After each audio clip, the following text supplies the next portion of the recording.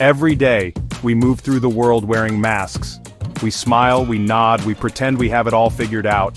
But on the inside, many of us are hurting. We're craving connection and validation. But somewhere along the way, we learned to silence our own voices. We were taught that being vulnerable is risky, that showing our true selves might make us unlovable. But here's the thing, confidence isn't about being fearless. It's not about being perfect or having all the answers. True confidence, the kind that resonates deep within, comes from a place of self-acceptance. It's about embracing our imperfections, our vulnerabilities, and recognizing that we are enough, just as we are. This isn't about ego, it's not about puffing ourselves up or pretending to be something we're not. This is about remembering who we were before the world told us who to be. It's about reclaiming our worth, our voice, our power. This is about learning to love ourselves, fiercely and unapologetically, so that we can show up in the world as our most authentic selves. Are you ready to take off the mask and reclaim your worth? Let's begin.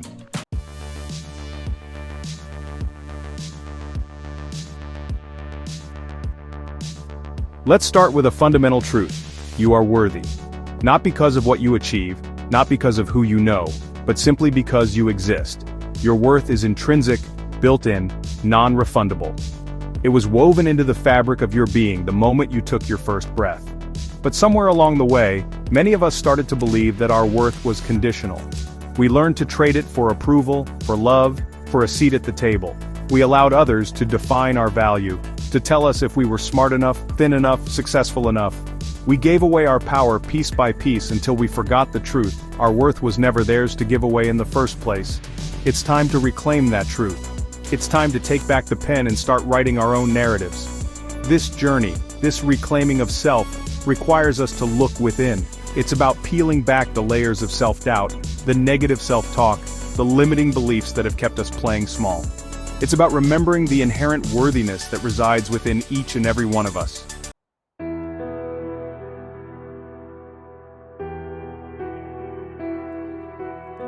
Close your eyes for a moment and remember yourself as a child. Remember the unadulterated joy, the boundless energy, the way you embraced the world with open arms. You danced like nobody was watching, sang at the top of your lungs, and asked questions with a curiosity that knew no bounds. You were a vibrant, messy, magnificent expression of life itself. And somewhere within that memory, buried beneath the layers of societal conditioning and self-doubt, lies the truth of who you are. You were born whole and complete, worthy of love and belonging just as you were. But as we grow older, the world starts to chip away at our sense of self. We internalize messages that tell us to be quieter, smaller, less. We learn to conform, to fit in, to silence the very essence of who we are. But here's the good news. That spark, that inner knowing of your worth, never truly disappears. It may be buried, but it's not broken, and it's waiting for you to remember it.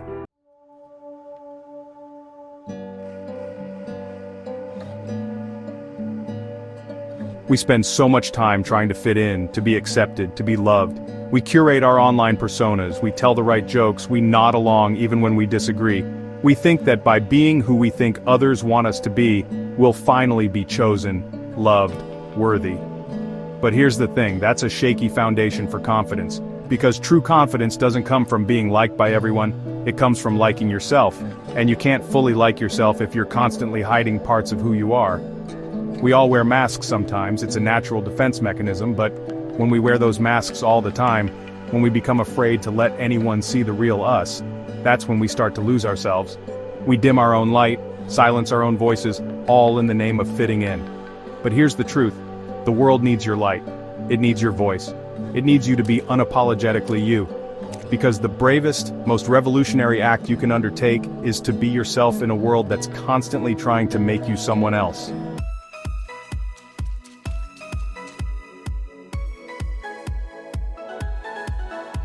We often wait for confidence to magically appear before we take action. We tell ourselves, when I lose 10 pounds, then I'll go on that date. Or, when I feel more confident, then I'll apply for that job. But here's the catch. Waiting for confidence to show up first is like waiting for a wave to push you into the ocean. Confidence isn't something you find, it's something you build. It's forged in the fires of action, in the messy, imperfect arena of trying and failing and trying again. It's not the absence of fear, but the willingness to move forward despite it. Think of a time you achieved something you didn't think you could do. Did you feel supremely confident beforehand? Or did the confidence come after you took the first step, after you proved to yourself that you were capable of more than you thought? We tend to overestimate the importance of feeling ready and underestimate the power of simply starting. The truth is, we're rarely ever fully ready. There's always going to be some fear, some doubt, some reason to stay put, but confidence whispers, let's do it anyway.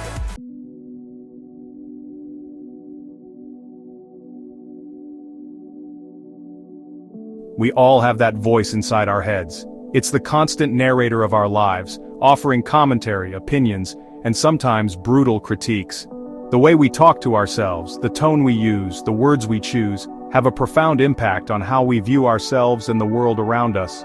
Think about it. If you had a friend who spoke to you the way you sometimes speak to yourself, would you keep them around?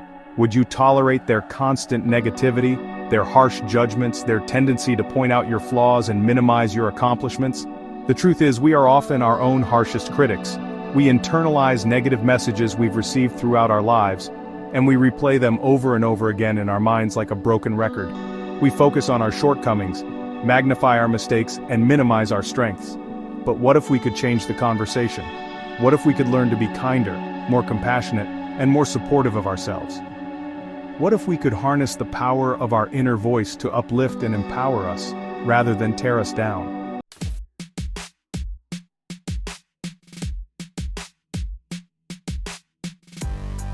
We live in a world that thrives on our insecurities, doesn't it? A world that whispers, "You're not enough," then conveniently offers a product, a program, a quick fix to fill the void it created. We're bombarded with messages that tell us we need to be thinner, richer, more beautiful, more successful. And the thing is, we start to believe it. We start to think that our worth is measured by our productivity, by the number of likes we get, by how closely we fit into the mold someone else designed. But here's the truth. You are not a product to be bought and sold. Your worth is not a commodity to be traded on the open market of societal expectations. You are inherently worthy, simply because you exist.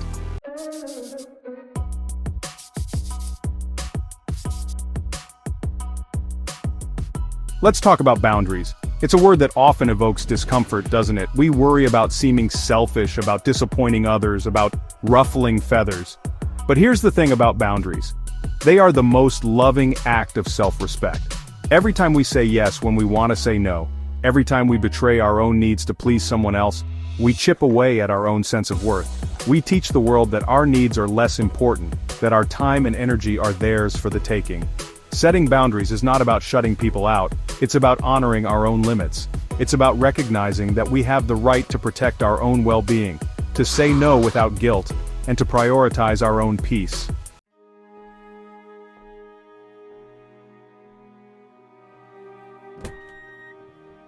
We all carry a past, don't we? A collection of experiences, choices, and moments that have shaped who we are today. And sometimes, those experiences are heavy. They linger like shadows, whispering doubts and insecurities in our ears.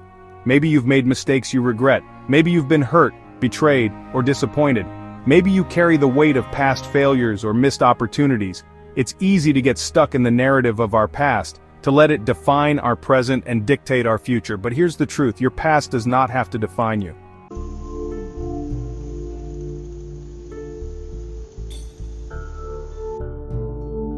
We live in a culture that's constantly selling us on the idea of arriving. We scroll through carefully curated highlight reels, measuring our lives against everyone else's best moments. We convince ourselves that happiness exists somewhere on the other side of more likes, a better job, a bigger house. But here's the truth, there is no finish line. Life isn't a race to be won, it's a journey to be experienced. And the moment we start comparing our journey to someone else's, we lose sight of our own path. Comparison is a trap. It tricks us into believing that we are not enough, simply because our journey looks different from someone else's. And the more we compare, the more we disconnect from our own authentic selves. So how do we escape this trap? By choosing alignment over achievement, by focusing on our own values, our own goals, our own definition of success, by remembering that our journey is uniquely ours, and that's what makes it beautiful.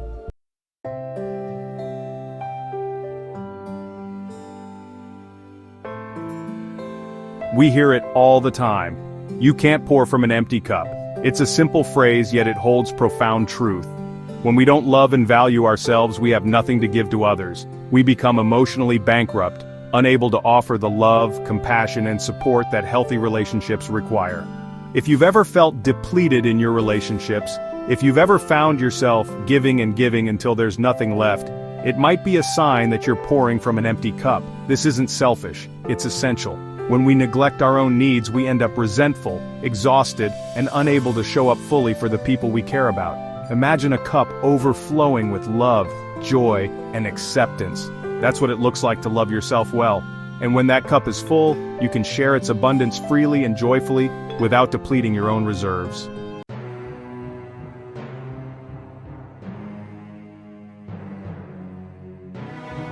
Fear is often portrayed as the enemy, something to be conquered or overcome.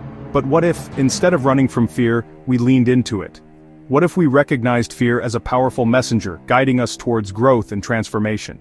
Fear speaks to us in a language we often try to ignore. It whispers of our deepest desires, our unfulfilled potential, the parts of ourselves we've been afraid to embrace. When we allow ourselves to listen to the wisdom of fear, we unlock a deeper understanding of ourselves. We begin to see that our fears often point us in the direction of our greatest growth. The things we're most afraid of doing, the risks we're hesitant to take, often hold the key to unlocking our most authentic selves.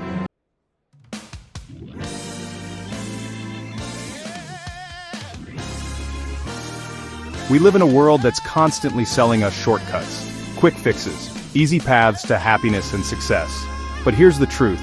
Real confidence, the kind that resonates deep within you, isn't found in shortcuts. It's forged in the fires of effort, in those moments when you choose courage over comfort.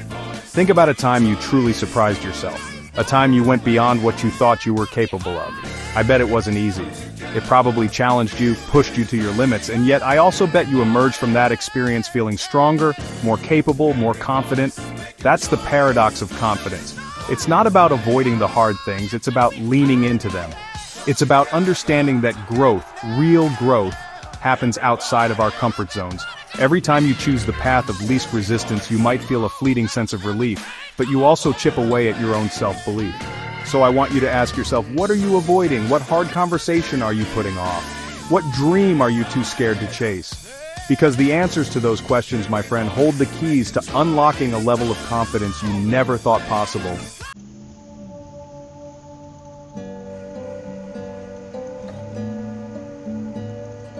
We live in a world that prizes noise. A world that tells us to shout louder, hustle harder, and constantly prove our worth. But what if I told you that true confidence isn't loud? It's not about seeking external validation or needing everyone to see how amazing you are. Real confidence, the kind that radiates from within, is often found in the quiet moments. It's in the stillness when you're comfortable with your own company, content with who you are, even when no one's watching. Silence allows us to connect with ourselves on a deeper level. It's in those moments of quiet reflection that we can hear our own inner voice, the one that knows our worth, the one that reminds us we are enough. So often we seek validation from others because we've lost touch with our own inner knowing. We've forgotten the power of our own silence, the strength that comes from simply being present with ourselves.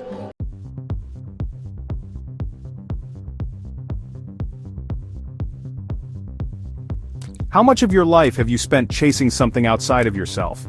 A promotion, a relationship, a number on the scale? We've been conditioned to believe that our worth is contingent upon achieving certain milestones, reaching certain levels of success. But what if I told you that you are already enough, exactly as you are, in this very moment? What if you didn't have to earn your worth, prove your value, or strive to become someone else? This isn't about complacency or settling for mediocrity. It's about recognizing that your inherent worth is not up for negotiation. It's about releasing the need to constantly prove yourself and embracing the freedom that comes from knowing you are enough, just as you are. It's about silencing the voices that tell you you're not good enough, smart enough, or successful enough, and tuning into the quiet whisper of your own heart, the one that knows your true worth.